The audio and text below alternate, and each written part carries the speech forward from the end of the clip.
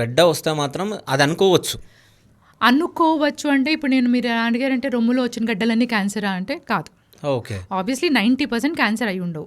కాకపోతే ఏది ఆ 10% ఎవరు మీరా కాదా, 10%లో మీకు క్యాన్సర్ ఉందా లేదా అనేది మాత్రం డయాగ్నోస్ చేసుకోవాలి. సో ఏ గడ్డు ఉన్నా సరే ఇవాల్యుయేషన్ కంపల్సరీ. అది క్యాన్సర్ అవ్వకపోవచ్చు, అయి ఉండొచ్చు, అది కనుక్కోవాలి. ఓకే. అంటే ఇది ఓన్లీ అంటే మహిళలకే వస్తుందా, పురుషుల్లో కూడా వస్తుందా? ఇది సేమ్ నేను మిమ్మల్ని క్వశ్చన్లు ఎక్కువ అడుగుతాను అడగకండి. సింపుల్గా ఇప్పుడు నేను కూడా ఇలా కాలేజెస్కి వాటికి వెళ్ళినప్పుడు అవేర్నెస్ క్లాసెస్లో ఒక ఫోటో ఉంటుంది, ఒక male hunk with nice 6-pack abs with nice chest. So ఆ చెస్ట్ పైన నిపుల్స్ ఉన్న పార్ట్ ఏమంటారు? మెన్లో చెస్ట్ పైన నిపుల్స్ ఉన్న పార్ట్ ఏమంటారు? That is breast. Ultimately it's breast. So breast ఉంది అంటే మెన్కి కూడా బ్రెస్ట్ ఉంది, విమెన్కి కూడా బ్రెస్ట్ ఉంది. ఎక్సెప్ట్ దట్ దీంట్లో విమెన్లో బ్రెస్ట్ గ్లాండ్ ఎక్కువ ఉంటుంది, మెన్లో గ్లాండ్ తక్కువ ఉంటాయి. కానీ లేదు కాదు, ఉంది. కాబట్టి బ్రెస్ట్ క్యాన్సర్ మెన్కి కూడా వస్తుంది.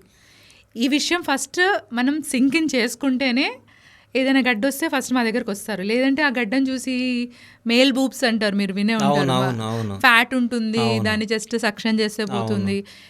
మోస్ట్ ఆఫ్ ద టైమ్స్ అదే కామన్. కాకపోతే గడ్డ ప్రాపర్గా మెన్లో బ్రెస్ట్లో గడ్డ ఉందంటే బ్రెస్ట్ క్యాన్సర్ అయ్యే ఛాన్స్ ఎక్కువగా ఉంటుంది.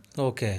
సో అంటే మేల్లో కానీ ఫీమేల్లో కానీ గడ్డ వచ్చిందంటే మాత్రం క్యాన్సర్ అయ్యే ఛాన్స్ ఉంటుంది.